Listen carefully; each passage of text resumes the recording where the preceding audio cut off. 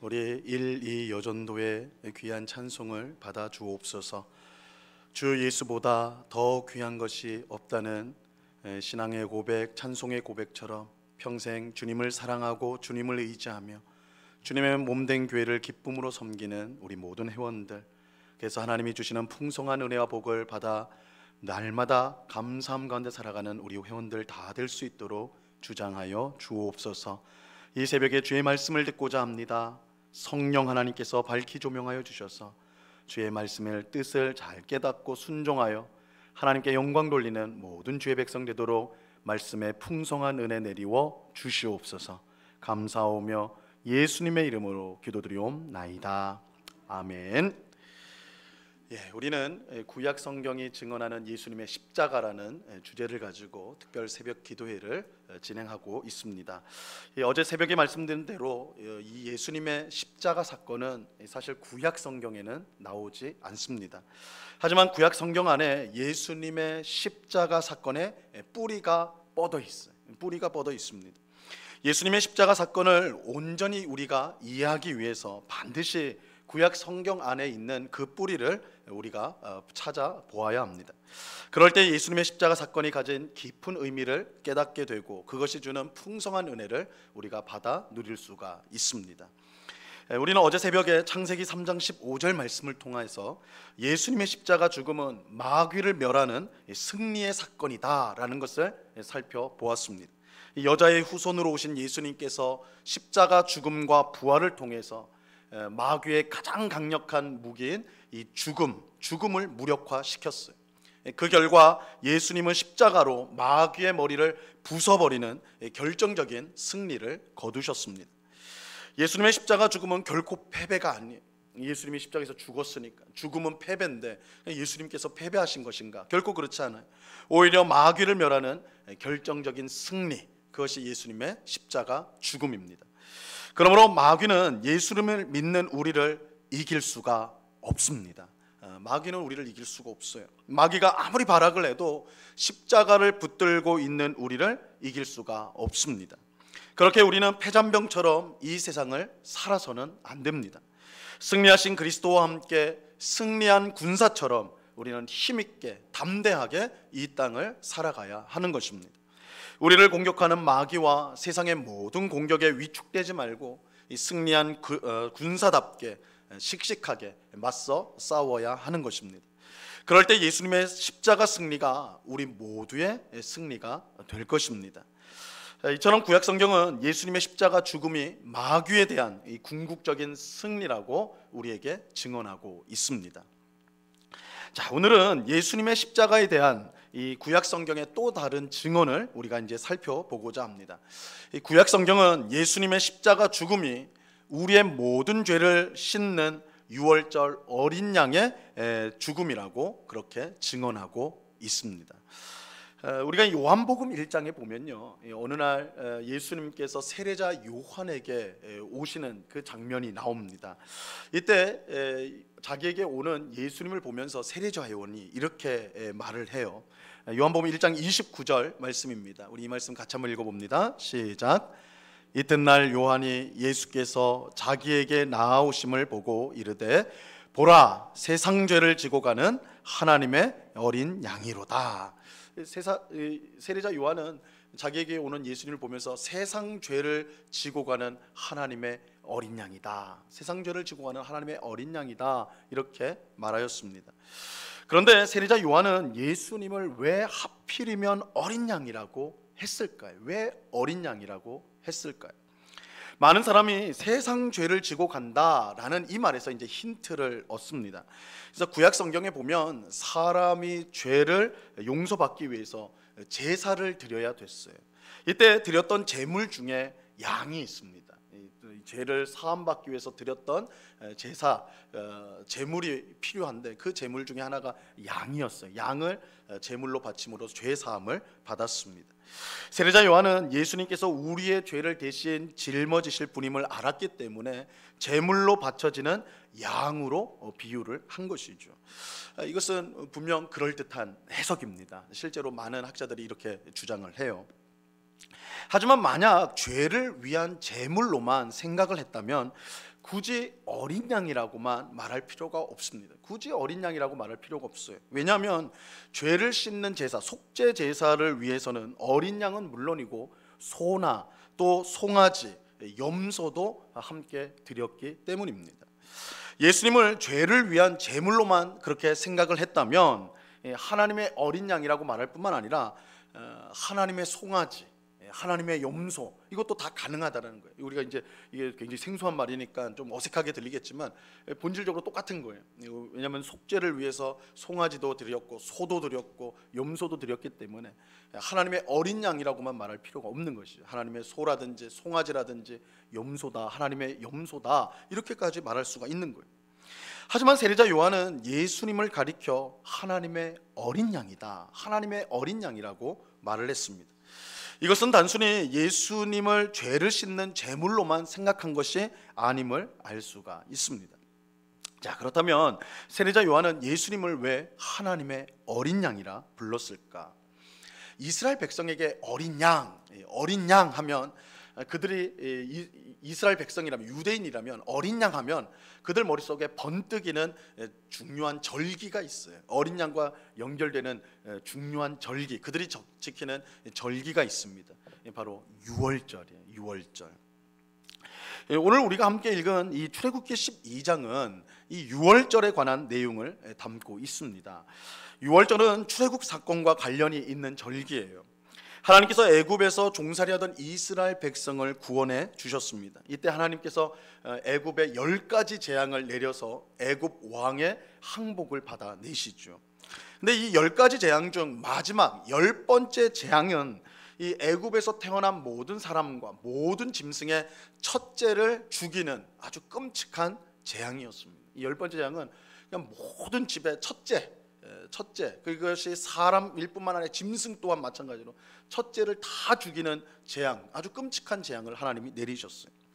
그런데 하나님은 애굽에 있는 이스라엘 백성에게 이 재앙을 피할 수 있는 방법을 미리 알려주셨습니다. 그러니까 지금 애굽에 재앙을 내리는데 그 애굽 안에는 이스라엘 백성들도 있었습니다. 그래서 이스라엘 백성에게는 모세를 통해 이 10번째 재앙, 집 안에 있는 첫째를 죽이는 이 끔찍한 재앙을 피할 수 있는 방법을 알려주셨어요.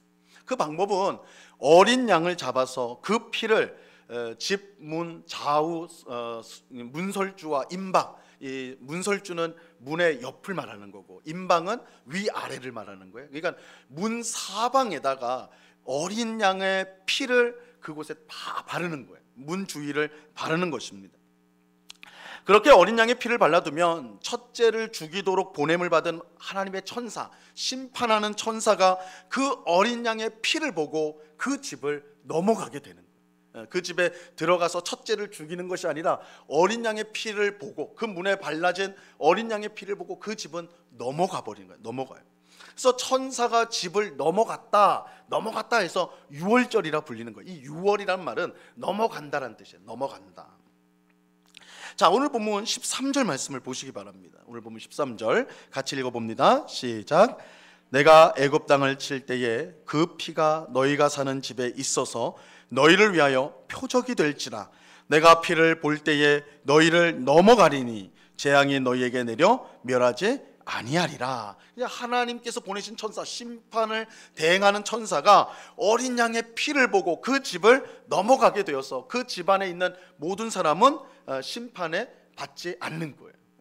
그 심판하는 천사가 그 집을 넘어가는, 어린 양의 피를 보고 그 집을 넘어가기 때문에 그 집안에 모여 있는 사람들은 어느 누구도 심판을 받지 않는 것입니다. 자, 여기서 우리가 이제 기억해야 될 중요한 사실이 있어요. 이스라엘 백성이 10번째 재앙을 받지 않은 것은 그들이 무슨 훌륭한 일을 했거나 그럴 자격이 있기 때문에 그런 것이 아니었다는 거예요. 그들이 애굽 사람들보다 더 착하고 훌륭한 사람들이었기 때문에, 좋은 사람들이었기 때문에 그들이 심판을 피한 것이 아니었어요. 만약 이스라엘 백성들이 가만히 있었다면 그들도 애굽 사람들과 마찬가지로 하나님의 심판을 받을 수밖에 없었습니다. 이스라엘 백성이 심판을 받지 않은 이유는 그들에게 무슨 이유가 있었기 때문이 아니라 어린 양의 피를 그들의 문 주위에 발랐기 때문이에요. 어린 양의 피를 문 주위에 발랐기 때문. 이스라엘 백성을 하나님의 심판에서 구원한 것은 이스라엘 백성의 그 무엇이 아니라, 그들이 가진 그 무엇이 아니라 어린 양의 피였어요. 어린 양의 피. 어린 양의 피를 문 주위에 바르면 심판을 피한다는 하나님의 말씀에 순종한 이스라엘 백성은 하나도 예외 없이 구원을 받았습니다. 이스라엘 백성이 어떤 사람이든 상관없이, 그 사람이 죄를 많이 지은 나쁜 사람이든 아니면 착한 일을 많이 한 착한 사람이든, 심지어 하나님을 잘 믿는 경건한 사람이든, 그렇지 않고 뺀질뺀질거리면서 신앙생활을 한 사람이든 상관없이 오직 어린 양의 피를 그 집의 문 주위에 바른 사람은, 그 집안의 사람들은 모두 구원을 받았던 거예요. 하지만 그 말씀을 따르지 않은 모든 애굽 사람들은 예외 없이 그 집의 첫째가 죽임을 당하는 끔찍한 심판을 받았습니다. 세례자 요한이 예수님께서 자기에게 오는 것을 보면서 세상 죄를 지고 가는 하나님의 어린 양이라고 말할 때에 그 어린 양은 바로 유월절 어린 양을 가리키는 거예요. 사실 세례자 요한이 예수님을 가리켜 세상 죄를 지고 가는 하나님의 어린 양이다 라고 말할 때에 그 세례자 요한의 말을 듣고 있던 그 옆에 있었던 이스라엘 백성들은요, 그 말을 이해할 수가 없었습니다. 왜냐하면 그들이 기다리는 메시아, 유대인들, 이스라엘 백성이 기다리는 메시아는요, 온 세상 죄를 지고 가는 메시아가 아니라 이스라엘 백성, 우리의 죄만을 지고 가는 메시아였기 때문에 그들의 생각에는 하나님은 우리 선택받은 우리만 구원하는 하나님이지 세상을 구원하는 하나님은 아니에요. 메시아는 아니에요. 그러니까 세례자 요한이 예수님을 보면서 세상 죄를, 이스라엘의 죄를 지고 가는, 유대인들의 죄를 지고 가는 하나님의 어린 양이다 이렇게 말을 해야지 맞는데, 세상 죄를 지고 가는 어린 양이다, 그 말을 듣고는 이스라엘 백성은 이게 무슨 일인가, 그 말을 제대로 이해할 수 없었다는 거예요.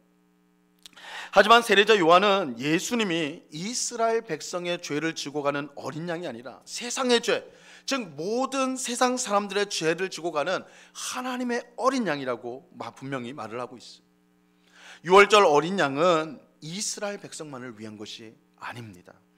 누구든지 어린 양의 피를 문에 바르기만 하면 그 집은 구원을 받아요. 만약 애굽 사람이 하나님의 말씀을 듣고 그 자기의 집에 어린 양의 피를 문에, 자기 집 문에 어린 양의 피를 발랐다면 그 집은 구원을 받았을 거라고요. 왜냐하면 심판하는 천사가 보는 것은 그 집 사람이 어떤 사람인가, 그 집안에 어떤 사람들이 모여 있는가, 그게 아니라 그 집 문에 어린 양의 피가 발라져 있는가, 그 천사가 보는 것은 그거였기 때문이에요. 이런 점에서 예수님은 세상 모든 사람의 죄를 지고 가는 하나님의 어린 양이에요. 왜냐하면 누구든지 예수님을 믿으면 죄 사함을 받고 구원함을 받기 때문입니다. 그 사람이 이스라엘 백성이냐 아니면 이방인이냐, 그 사람이 경건한 사람이냐 아니면 불량한 사람이냐, 그건 중요하지 않아요. 어린 양의 피를 바른 집은 그 집에 누가 있든지 구원을 받는 것처럼 누구든지 예수님을 믿으면 죄 사함을 받고 구원을 받게 되는 것입니다.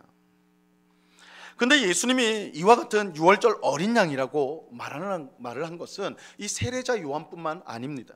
이 사도 바울도 그렇게 말을 하였어요. 사도 바울도 고린도전서 5장 7절 말씀입니다. 고린도전서 5장 7절 같이 한번 읽어볼까요? 시작. 너희는 누룩 없는 자인데 새 덩어리가 되기 위하여 묵은 누룩을 내버리라. 우리의 유월절 양 곧 그리스도께서 희생되셨느니라. 예수 그리스도이신 예수님이 무엇이라고 말하고 있습니까? 유월절 어린 양이다. 유월절 양이다. 그죠? 유월절 양, 유월절의 어린 양이다. 이렇게 말하고 있어요. 그런데 예수님께서 이 유월절 양이라는 사실, 유월절 어린 양이라는 사실을 가장 분명하게 밝히고 있는 사람은 따로 있습니다. 그는 사도 요한이에요.